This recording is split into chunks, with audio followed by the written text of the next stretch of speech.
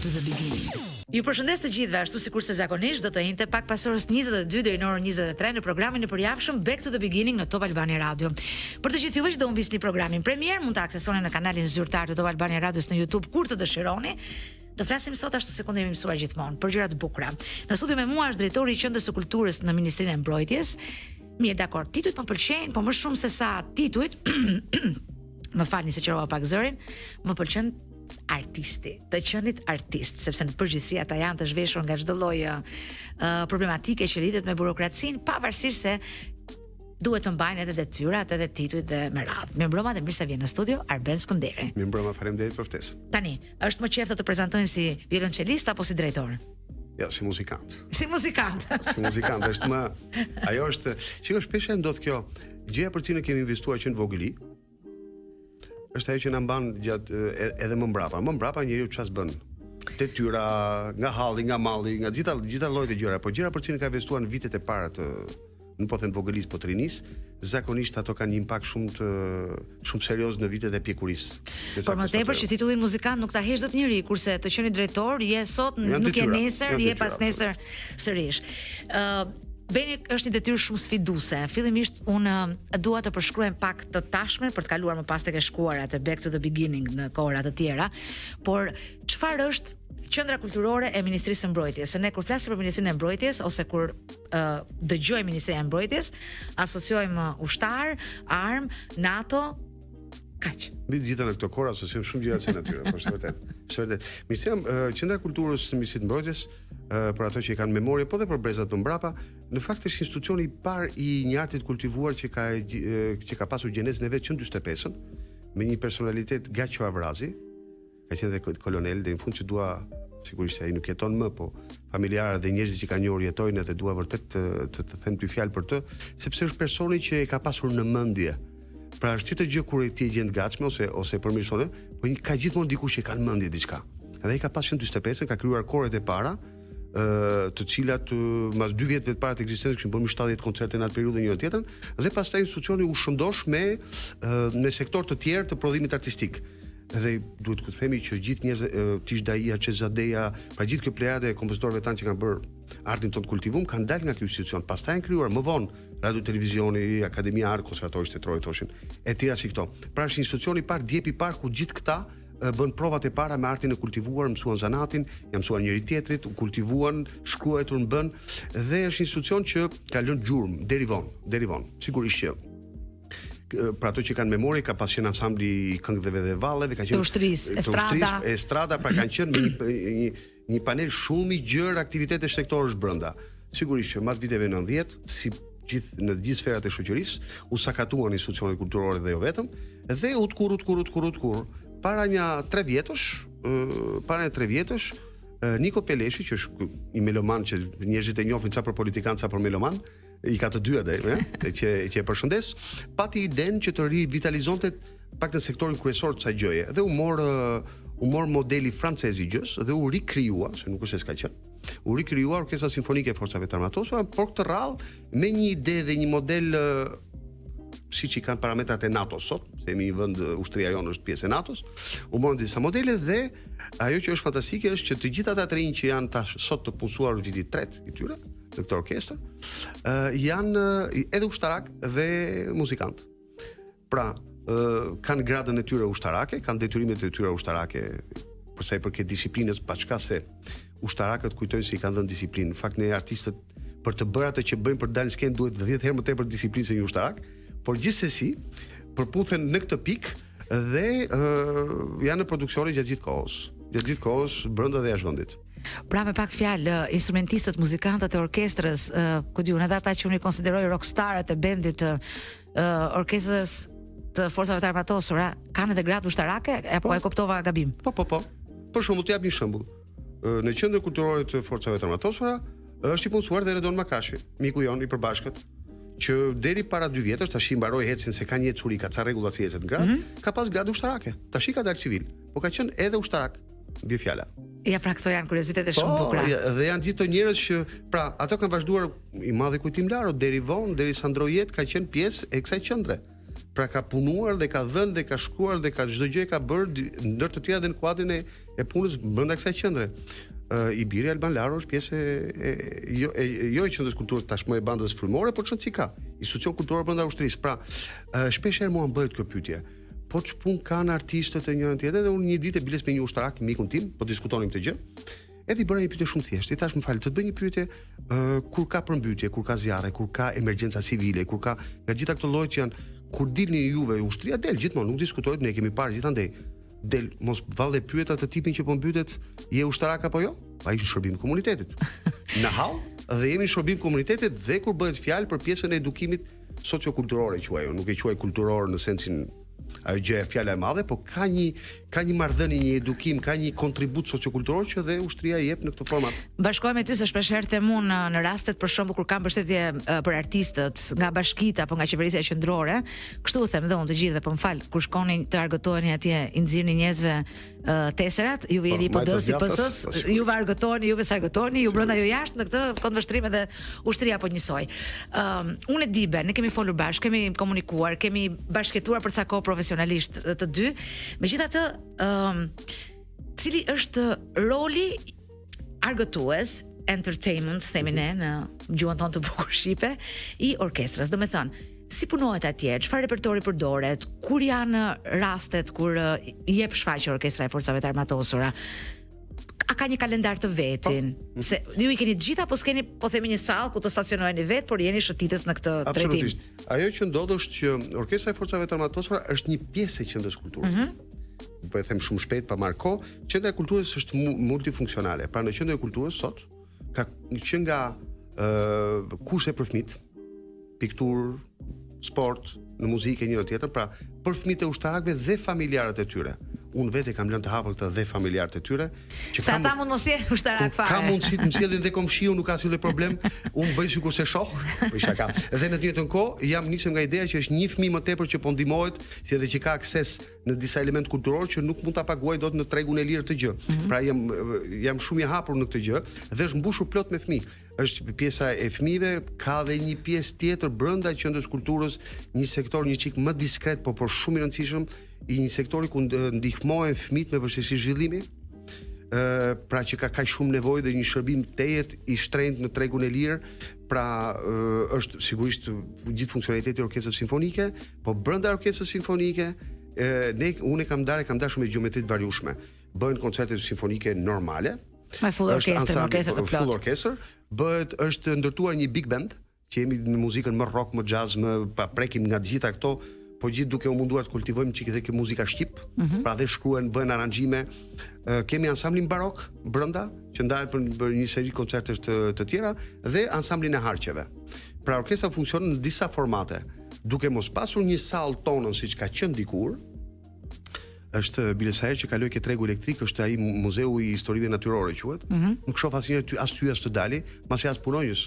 Është bosh, pa ai ka qenë salla e ansamblit të ushtrisë dikur, pra një super lokacion për ta pasur si sallë eventesh dhe kanë bërë. Të pëlqejnë sfidat, më duket se do ta kërkosh një kthim salle ose një ndërtim salle. E tërthon duke kërkuar media që të na sjellin, që ta fusin funksionalitet në eficiencë gjën nese.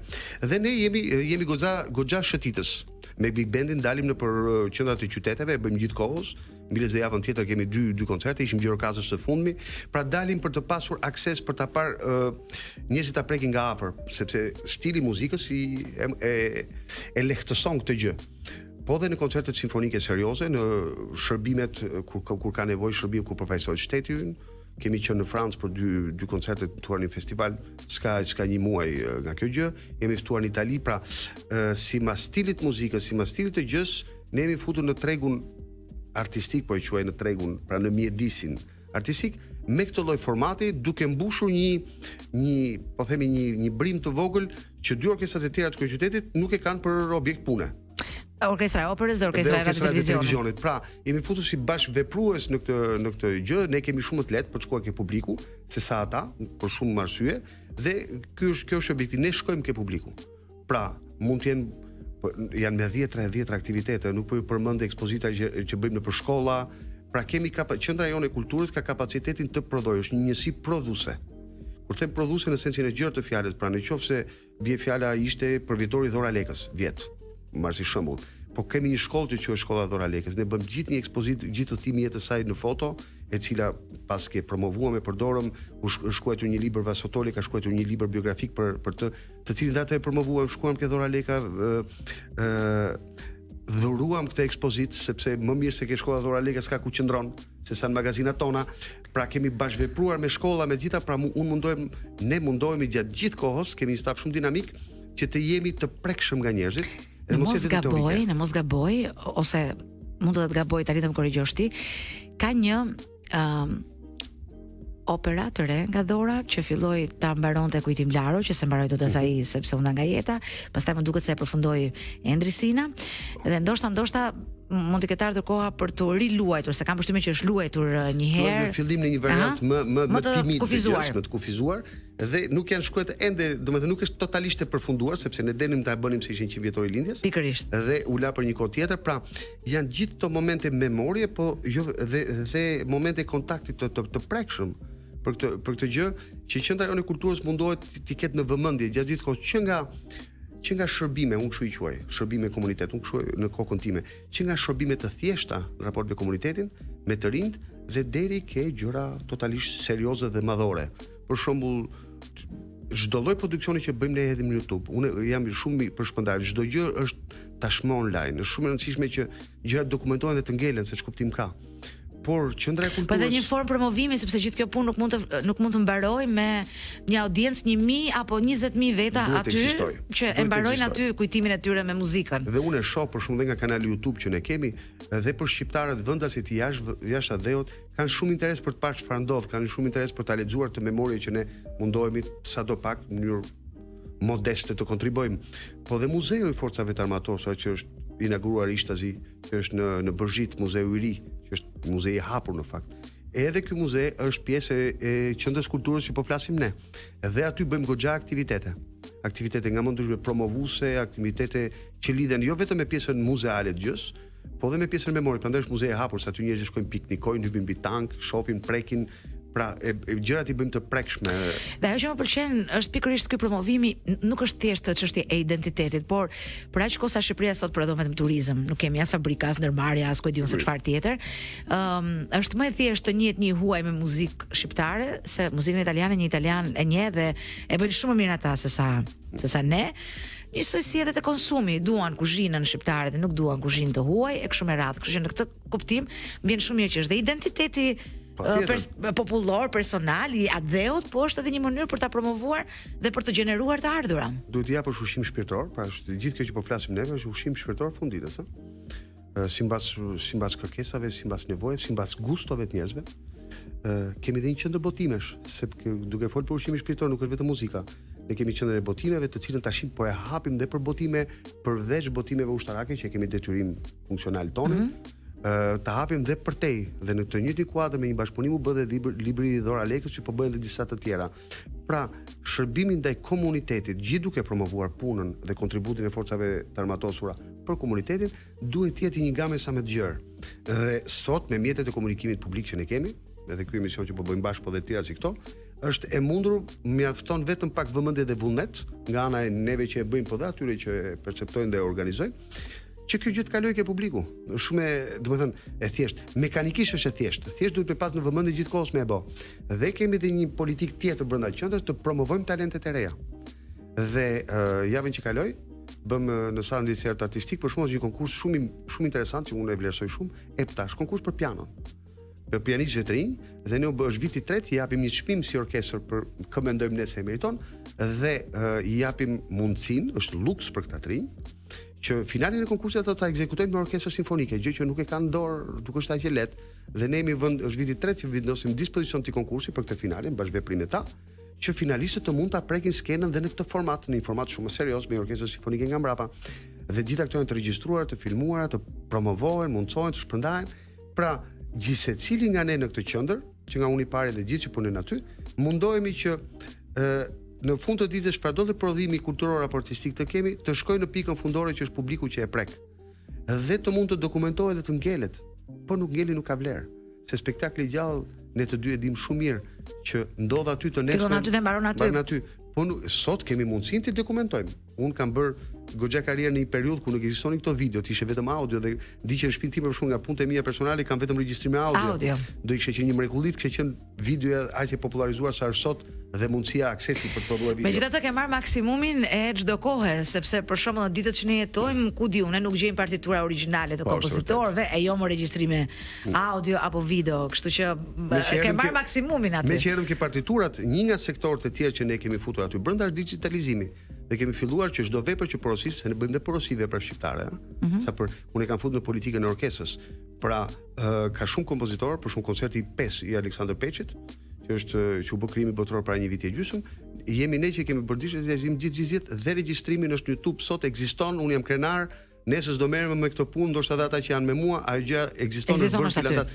Edhe shumë e rëndësishme dokumentimi i asaj atyre aseteve kulturore që kemi, trashëgimi është tamam ushqim shpirtëror në kohë reale dhe është identitet kur vitet kalojnë. Dhe këta dhe turistët që folet për turistët, kur vinë këtu, sigurisht që arti kulinar e vlerësojnë jashmase me pritja shqiptare një tjetër, mbasi i kanë kryer këto nevoja bazë, është ushqimi shpirtëror. Patjetër. Dhe aty ne duhet kemi një produkt vendas, po edhe kur s'është vendas, edhe kur nuk është vendas, duhet të bërë mirë, sepse që nga momenti si qasim në aspektin kulturor, për atë që qasesh për atë të marrin. Shumë e thjeshtë. Sa francezi e kohët e fundit? Se kam përshtypjen që shumë energji, shumë angazhim, shumë punë. Prandaj po të pyes sa francezi e kohët e fundit. E di si është puna e francezëve tim. Kur kam qenë në Francë në vitet e rinisë time që në periudhën që po merja pasaportën franceze, ata e quajnë naturalizim. Edhe unë me një kuriozitet bazik, pyetja një funksioner shteti, do të thonë pse e quajnë naturalizim? Çfarë do të thonë kjo? Dhe ai më shpjegoi. Çfarë do të themi një gjë tham. Është një proces naturalizimi tha. Kur ti e merr tha, ti për momentin ke thjesht memori pasaporta dhe të kuptoj thash. Ishte shumë praktike. Vetëm vitet do kalojnë tha dhe po të them një gjë, tha unë nuk e mendoj atëherë, se s'mendoja që do kthehesh në Shqipëri. Tha, do kalojnë shumë vite, nuk e di në ç'vend të botës do jetosh e ç'do bësh, po kudo që ti jesh, këtë që do të them sot do e kesh me vete. Në momentin që ti naturalizohesh, se kanë për procesi, do ta marrësh kulturën e këtij vendi, ta kesh gjithmonë me vete, do mendosh në këtë lloj formati, do veprosh në këtë lloj formati një tjetër. Mu duk një slogane i buzëqesha se më duhesh të marrësh punë, po në fakt kishin një lloj të drejtë. Kishin një lloj të drejtë sepse dhe po do bëj lidhje me kulturën. Kur ti atashohesh, kur ti lidhesh, kur ti brumosesh në një farë mënyre, se un kam 20, kam marr 40, pra është mosha kur brumoset individi me një kulturë të caktuar ose me elementet pozitiv një kulture të caktuar, ti e bën tënden atë dhe realisht ti fillon mendon atë format, mundohesh ta përhapësh, po dhe të përngjasesh aty ku je, pra këtu ku jemi, pra automatikisht ti e bën këtë gjë dhe këtë e bën vetëm kultura bilis francezët, quhet Ministria e Kulturës dhe Frankofonisë, sepse e kalojnë nga gjuha, nga komunikimi. E kanë shumë të studiuar këtë pjesën e se si dikush hikën nga vendi i tyre me një vulë caktuar. Që nuk e di ajo përgjigje pyetjes, po është I përgjigje pyetjes duke thënë që je 100% francez pavarësisht se ku mund të jetosh dhe ku mund të qëndrosh. Kështu e kuptova unë. Mendoj në atë format. Po thëvaj po e pranoj për momentin. Tani unë para te nuk guxoj të prezantoj titullin në frëngjisht dhe as artist francez, kështu që si e ndërpresim ne bisedën për të thënë pak frymare të njëri tjetrit, çfarë transmetojmë ne tani? Është një këngë e Christophe Maé, është një këngëtar që unë kam pas shumë për zemër për vite dhe është një këngë që është e njohur shumë edhe nga publiku shqiptar, që quhet Il est où le bonheur, ku është lumturia. Pra e kuptua dhe vetë që unë nuk të kisha guxuar kur të thoja, ma përmend një herë titullin? Il est où le bonheur. Ja, faleminderit Ben. Gëzoja shumë kur e dëgjoj. Ka shumë muzikalitet, po deri këtu. Dhe teksti i kësaj këngë, se këta francezët kanë një gjë që nuk kanë këngë, në fakt kanë tekst me muzikë. Dhe teksti ka brenda një sekuencë këngë është një histori gati tregoj një film, do tregoj një anekdotë shumë të shpejtë, kur vdi Shala Zavuri para ca vitesh. Pak vite. Sigurisht që gjithë kanalet franceze ishin live duke thënë normale, ishte çështje kombëtare për ta, padisi kombëtare dhe gjejnë në një shesh xhirimi një realizator, një regjisor francez që quhet Claude Lelouch, që fantastik, që bën filma autore, është shumë special. Dhe ishin live. Do shkon gazetarja dhe merr Mjeshtë i thot qa mendoni, shuat ai filloi duke sharë. Ai bori poshtë, domethënë filloi po nuk po ndalonte. Ai ngeli ishte live, ai prishi gjithë live-in. Ishte shumë i revoltuar edhe ka dhe tipin kështu. Hiku kështu e bëri ashtu e si është kjo punë e njëri tjetër, po thaj sotrit tash sot është dita. Po jo më tha se s'po merr vesh fare ditë, foli e kishte kapur një arrogancë atë kështu. Po e kupton tha pse i ka marrë nati tha. Po i kanë pas mik, po pikërisht ai prandaj erdhi, më e shkreta ishte s'dite ç'bënte. Po hajde shive këtu i tha. Jemi në pikë të diellit tha, 40 veta tha, duke pritur tha që dielli të kalojë 1 gradë më këtej tha që të bëj të xhiroj atë planin që dua unë tha. Edhe nuk e keni dhe po tha, po e shkreta, po ju kuptoj tha. Edhe nuk e di nëse do t'ja dal zot sot e do të vi prap nesër tha. Për 10 minuta plan tha. Vinte ai burr tha. Me 4 minuta këngë tha, e merrte filmin tim e tregonte në 4 minuta këngë e hitte për tokë tha, edhe çamos jemi revoltuar. Pra ishte tjetër një mesazh i madh që u tha ke revolta aty. Në 4 minuta këngë ai tregonte historinë e një filmi dhe kënga që po themi sot është historia e çdo njërit nga ne që kërkojmë lumturinë për ditë dhe harrojmë shpeshherë që e kemi pasur aty, por nuk e kemi vlerësuar. Janë momente. Pra është një fabul, gjithë teksti i kësaj këngë është mbi këtë fabul dhe kur ke një fabul të shëndosh një tekst kaq të fortë, normal që muzika rrihet nga mbrapa. Siç mund ta dëgjojmë ndoshta. Ku është lumturia?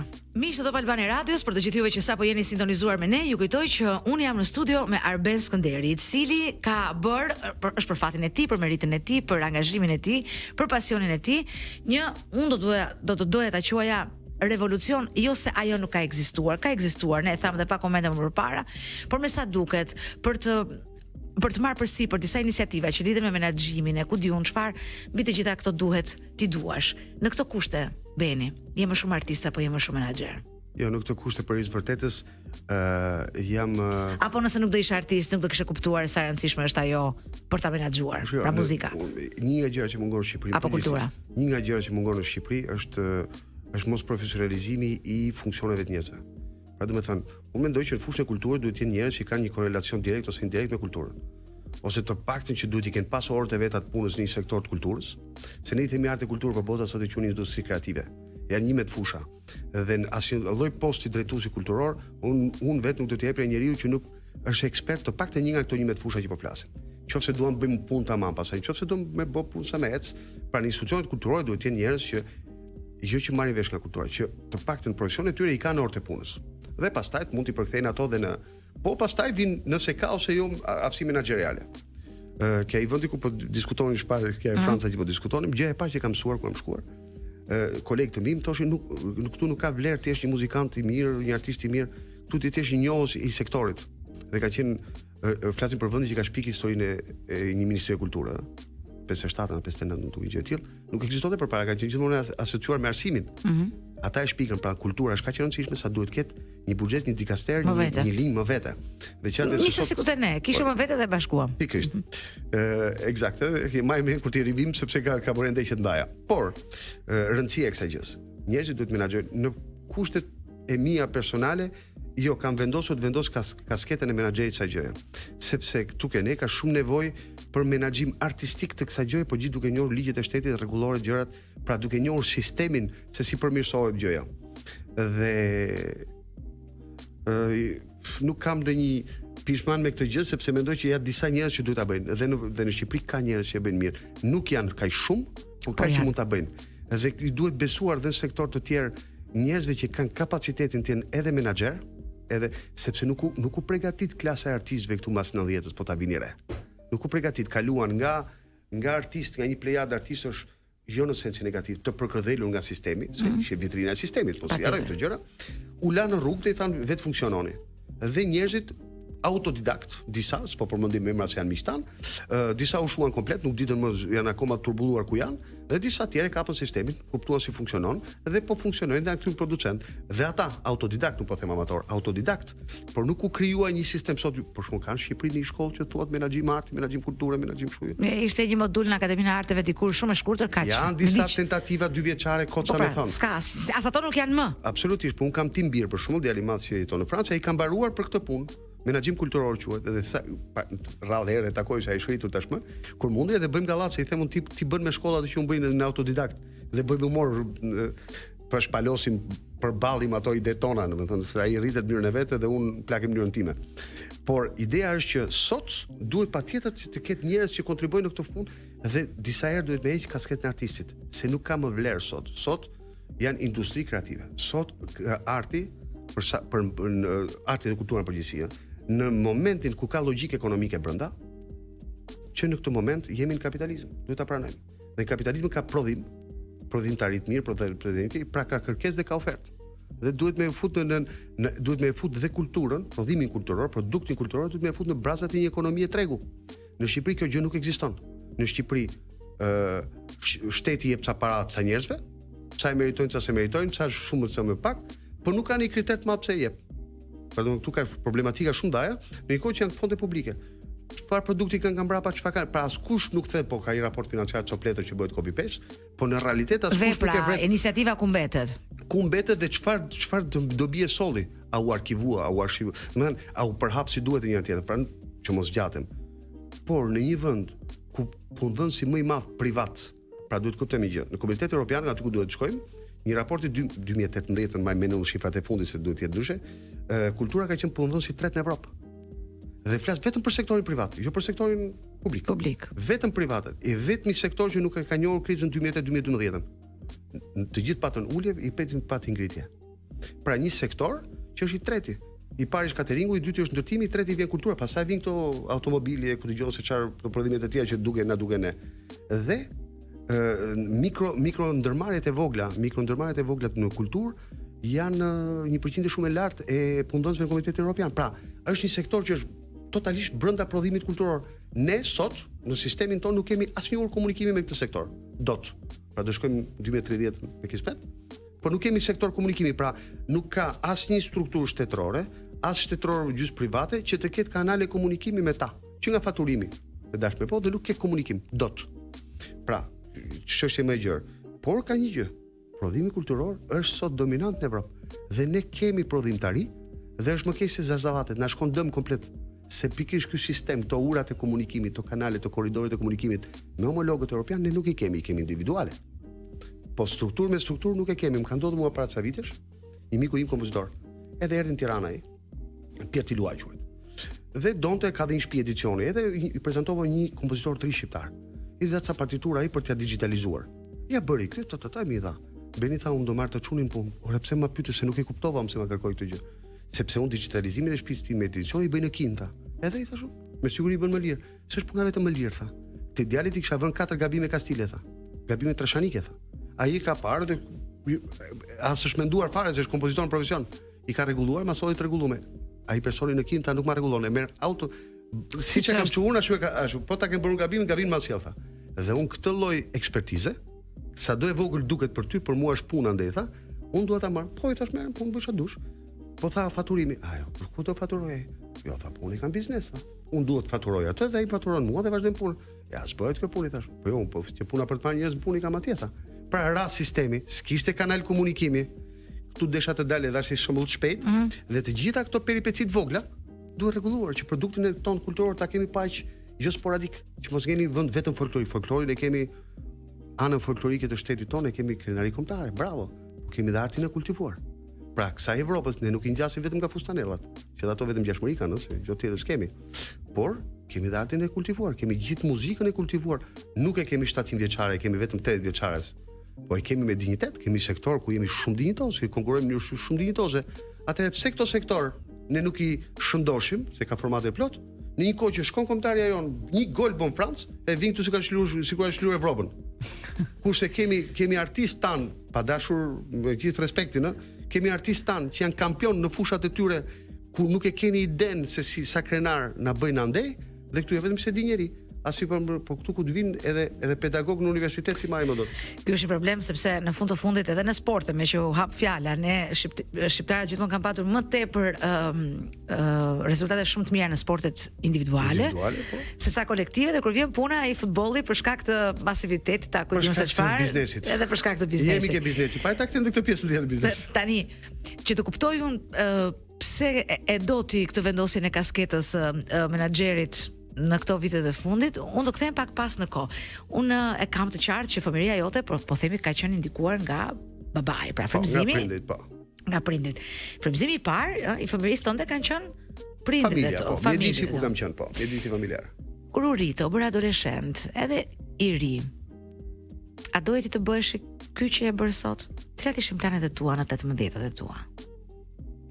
Tash njeriu bën plane sipas etapave të moshës. Jo, se etapave të moshës. Tjera ëndra kur je adoleshent, adoleshentët sotëm kanë ëndra të gjithë bojnë t'jeni avatar dhe t'ken ku dioni kanal YouTube. Ne kishim ca ëndra tjera. Kështu shkona e punë me breza është. Dhe sipas periudhave. Unë në fakt nuk ka një surprizë shumë të madhe me të qenin artist sepse isha në një familje artiste, me disë artistësh. Dhe si gjithë fëmijët e tjerë, njeriu nuk rritet me çaj thua, rritet me çashe. Atë pash, atë bëra. Atë nisa të bëj. Gjatë rrugës pastaj, çdo njëri nga ne ka disa personazhe, disa momente dhe personazhe çelës në jetën e vet që as vet nuk e analizon një herë pse ky Chelsea funksionon dhe jo Chelsea tjetër. Unë për hir të kujtimit të Timetit më kishin futur në violonçel. Motra ime violiniste Klodiana Skënderi, për ata që e njohin dhe mbajnë mend nga ajo periudhë, ishte tashmë një star, po themi në ato vite në Shqipëri dhe jo star nga ato star me vërtet që ndaheshin mbushin salla plot. Dhe ajo ishte një model i parë, po megjithatë nuk është se e ndisha shumë, domethënë sepse familja merre me to, jo me mua. Mu vun violonçelin, hajde më kujtim babait. Në vitet e para nga që gjithë pedagogët e mi ish student të Timeti, mllastonin një çik, siç jemi në Shqipëri ka vdekur i ati çka e di gjyna, si këtu jemi, kjo është logjika, edhe e shtyja unë. Kur mas disa vitesh u futa që në klasë 7-6, nuk e më mend, në lice artistik, aty ndryshoi historia, ka qenë profesor Gjovalin Lazari, i cili ka ndruar jetë pak vite më parë, i cili sigurisht ishte edhe më pedante, më kështu siç ishte atëherë periudha dhe më futi në kushte studimi. Edhe unë nga asgjë, fillova sa u futa në shkollë, bënim 8 orë në ditë, po 8 orë në ditë realisht. Dhe ata brezi që e kanë njohur të gjë. Babit me pak fjalë. Iku ajo punë. Dhe aty më 6 me 8 mëngjesit, hapshim liceun. Nuk kam qenë unë ka qenë Manjola Trebic, Kalir Laro, kanë qenë një brez i tër që shkonin bashkë, ishte pra kjo ishte dinamika e grupit shoqëror të atëhershëm, adoleshent. Dhe 3 me 9 ishte për ditë kjo punë përveç ditës diel, që bënin vetëm 6 orë jo 8. Po realisht. Dhe kur llogaritorët e punës rekuperuan gjithë ditën që shebra asgjë, fakt, jo vetëm për mua, por edhe të tjerët. Dhe kështu funksionoi dhe ti futesh dhe kur ti në adoleshencë fillon pastaj ne atëherë luanim, bënim koncerte, bënim. Merr atë lavdinë e parë të vogël të skenës, atë impaktin në publik. Eksakt, konfirmimin personal dhe jo vetëm me njëra tjetër, fillon kthehet në aset pozitiv ajo gjëja. Pra lodhen ti nuk e shef më. Dhe erdhën vitet 90 pastaj dhe gjithë shqiptarët u ndajnë si zogjtë e korbit, unë pata një bursë nga shteti francez, hika që në 90-ën me studime, me idenë që si gjithë shqiptarët do ikshin në Amerikë, ngesa kjo Franca që po flisim që parë, që e kanë sa mirë që kanë ngecur atje. Të mirë kalkuluar atë gjën, dhe vazhdova jetën time koncertore, mbarova në Konservatorium Superior të Parisit studimet, e vazhduam pastaj me koncerte gjatë gjithë kohës, me evente me gjëra, edhe këtu hikën 20 vite, me jetë personale dhe profesionale në një vend ku në thonë që u rritan fakt në një farë mënyrë. Sa histori e bukur dhe e vërtet, unë e të shmej shumë sinceriteti, se zakonisht kur njerëzit flasin për të kaluarën e tyre, e flasin si të kaluarën më ideale të mundshme dhe më pëlqen ajo që the, jo, në fillim më thanë merre prej babit. Pastaj më vonë kuptova që pas ka rëndësi shumë dhe duhet të studioj dhe duhet të marr gjithë kohën e mundur për të bërë në këtë vend fakt, por nuk ishte më i miri, nuk ka më kuptim ti je fare. Jeti me këtë? Jam totalisht me këtë, po njerëzit është gjë më thjesht se kaq, arrin të jenë më i miri vetes vet. Pra njerëzit punojnë me gjithçka, me gjithë kënd, dhe kujtojnë në fund të jetës, oj duhet isha marrë çik me veten. Merr me veten tënde. Kush janë kapacitetet e mia kjo? Thoshë sa i talentum, se shifa me një vend talenti, se kuptoj ç'a ishte. Se puna. Talent.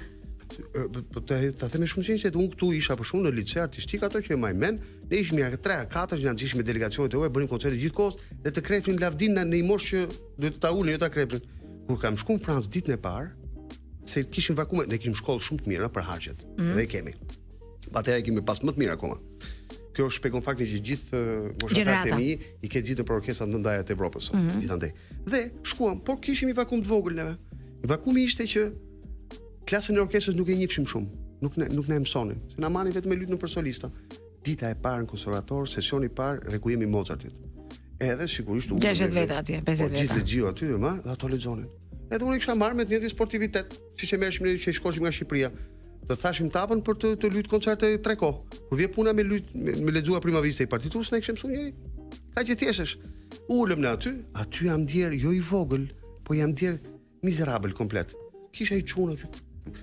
Po në sytë e mi, në nivelin instrumental ishte mesatar. Dhe ty hyn me këtë lloj tangëlliku sepse ta kanë krehur, kupton? Vetëm se ku ulesh aty kur ai mesatari nuk le not pa bo dhe ti nuk e di as ku je. Dhe aty ti ja dhe rëndësia e ballafaqimit të një mikrobote nga e cila vinim ne në një makrobot. Po, nga 2 km2 shkojshën 200 km2 dhe aty ishte asgjë. Pra që vetëm puna mund të nxirrte diku deri diku. Do ta ndërpres për pak, që parë me Beni po flisnim për artistët e gjeneratës së re, dhe një nga artistët e gjeneratës së re që unë kam shumë për zemër sepse e kam studiuar, e kam ndjekur që ku diun ka shumë qef, jo vetëm pjesën e muzikës, po të performancës, artet vizuale, e gjitha me radhë është Stromae. Po. Gati për ta dëgjuar. Jemi në limitet e kohës radiofonike të këtij programi, i cili është i bukur nga që zjat shkurt, sepse kur zjat shkurt, ti do që të jesh në fillim dhe të dëgjosh gjëra kaq interesante. Unë dua të bëj një përmbledhje dhe pikërisht këtu dua të ndalem pak te rëndësia e promovimit të punës. Unë për shembull Beni që hyj tek njerëzit që në përgjithësi kam akses në informacion, mësoj gjëra. Nuk e dija që në qendër kishte kursin për fëmijë. Nuk e dija që kishte një mënyrë për të promovuar, jo vetëm për të promovuar talentet e rinj, por për të dhënë mundësinë atyre për të bërë atë që pianistët me emër, por rin dyerve të orkestrave për të bërë koncertet e tyre, ndërkohë një të riu jepet mundësia me orkestrën e forcave të armatosura. Në këtë pikpamje, kam përshtypjen që një nga sillet e tua i bie ti tani edhe zgjerimi për ta promovuar këtë punë, jo domosdoshmërisht si një iniciativë për të mbështetur përvojën tënde personale, por siç e the në fillim, neve ikim. Punët tona, nëse nuk kanë qëndruar, edhe ne kemi qenë kot në 4, 5 apo 10 vjet të një angazhimi. A ke menduar si mund të zgjeroj promoja? Dhe a është e vështirë që ta identifikosh tashmë këtë orkestër, se aty më pikon mua, e di unë që qendra është më e madhe, po aty më pikon, duke patur parasysh historikun që kanë orkestrat e tjera, pra e radios dhe operës, ndonse mund të të garantoj, ti e di dhe shumë mirë vetë, që sigurisht që ka një sens gare dhe konkurrencë më të madhe me futjen në një orkestër të re në treg. Sepse nëse deri para pak kohësh ishte e monopolizuar ti ose aty ose aty, dhe nëse ato të dyja të bënin ban dhe ti ishe në mes të rrugës, tani është një alternativë e tretë dhe uroj nesër edhe një e 4 dhe një e 5. Ka rindur që kur orkestra e forcave të armatosura është futur në treg, po e quajmë kështu, ka rindur një konkurrencë pozitive në shoh me qytetet. Dikur ka pas çdo qytet i madh, ka pas orkestrë vet dhe kanë filluar ta rindërtojnë. Dhe mua më pëlqen pafund kjo gjë, sepse në fund ditës shumë fishon hapësirat për artistët dhe shumë fishon dhe përmirëson jetën kulturore të vendit, se nuk është vetëm Tirana brenda Unazës. Dhe kjo është arsyeja edhe ne pse dalim. Por ajo që mund tash, ose më them se çdo njeri ka nga i hall. Halli më i madh sot e dikush është që kjo mos marrë ngjyrën e mendimeve të mia. Pra, ose dëshirave të mia, po të institucionalizohet në mënyrë perfekte, që të funksionojë dhe nesër. Unë e di, unë ja them gjithmonë artistëve të rinj, kolegëve të mi të orkestrës, i them, ju do jeni jashtë, është sigurt do jeni 10 herë më tepër gjatë se unë këtu. Unë mund të jetë nesër. Por ju duhet vazhdoni. Dhe që të vazhdoni duhet vetëm disiplinë dhe profesionalizëm. Dhe për shembull, një detaj tjetër teknik, kanë filluar bashkëpunimet. Kemi qenë deri tash të ftuar në 3 festivale jashtë vendit. Dhe jemi gjithmonë ke produksione. Bashkëpunimet me të huaj, po do bëjmë memorandum bashkëpunime me Gardën Republikane Franceze, biles media shqiptare do thotë asgjë, po General Tomasi që merret me ata, që kemi takuar, që na ka dhënë dorën, është totalisht i entuziazmuar nga ky lloj memorandumi bashkëpunimi. Pra i ka shfrytzuar marrëdhëniet e tua personale në funksion të kësaj detyre. Të gjitha kontaktet e mia personale deri tash nuk i kam vendosur, por në funksion të kësaj gjëje i kam pa, në thonjë në mënyrë figurative, pa dogan. Pra tash është momenti që duhen përdorur se nuk më shërbejnë për asgjë. Dhe po një gjë me solistët që ne ftojmë, me dirigjentët që ne ftojmë, sepse vetëm shkëmbimi, unë besoj shumë ke shkëmbimi dhe ke bashkëpunimi në formate të barabarta. Dhe të njëjtin bashkëpunim mund bëhet me festivalet tu. Për shembull, Inva që bën mik festivalin, ka nevojë për një orkestër. Sigurisht që orkestra e forcave të armatosura jo vetëm se nuk po spati niveli nuk e bën tjetri. Po patjetër. E ka beben e vet atë gjë. Ajo dhe shumë të tjerë. Pra, niveli është aty, mundësitë e organizimit së bashku është aty, po. Ne marrim në thonjza nga lavdia e saj, se na duhet reputacioni i festivalit thënë, dhe këta të rinj rriten duke marrë pjesë në gjëra për vërtetin. Dhe kështu ndodh me gjithë bashkëpunimet, tre tenorët e tjera. Pra, secila palë ka përfitimin e vet. Pra, ky shkëmbim që nuk e di pse institucionet tjera shtetërore shqiptare e kanë pak vështirë ta bëjnë, po unë mendoj që besoj te kjo gjë. Pra, në menaxhimin teknik, jo administrativ, kujdes, unë kam logjik privati. Pra, kam logjikën që duhet me ecë shpejt. Pastaj me kushtet administrative e ndjekin ato gjë se s'ka asnjë gjë të keqe. Përkundrazi. Dhe kjo shpjegon faktin që ndoshta promovimi total nuk i është bërë kësaj gjëje për një arsye shumë thjeshtë. ti nuk Nga mund të jesh daltëtore. nuk mund të jesh i njohur në treg dikush që ka 35 vjet e ti që ke 3 vjet. Nuk diskutohet, por interes nga mediat ka goxha. Tashmë, dhe ajo që e bën më tepër të njihet dhe të vendoset është bashkëpunimi me njerëzit me të tjerë, me të huaj ose shqiptar, nuk ka rëndësi. Një kuartet i forcave të armatosura, se ka dhe formacioni muzikë dhe më brenda, është në 2 festivale në Francë, Périgord Noir në këtë vit dhe Eurokestri që është një diçka për të rinj, që do shkojnë 12 ditë në një stazh të paguar totalisht, të marrë in charge nga komuniteti evropian për të specializuar për këtë gjë. Pra jo vetëm ka që çojë edhe për specializime. I lëviz është një ekip tjetër që niset që është aktualisht në Itali për gjithë industritë muzikore. Pra çoj individ të orkestrës që kanë dhe prerje dhe kapacitetin, janë multifunksional, se harrova ta them këtë gjë. Aty ka shumë muzikant, po brenda muzikantëve është njëri që është dirigjent, po bën dhe transkripsione, bën dhe aranxhime, bën dhe digitalizime. Aty dhe shkruajnë muzikë dhe pra, më pëlqen që ti formatoj që tani që të jenë multifunksional brenda industrive kulturore.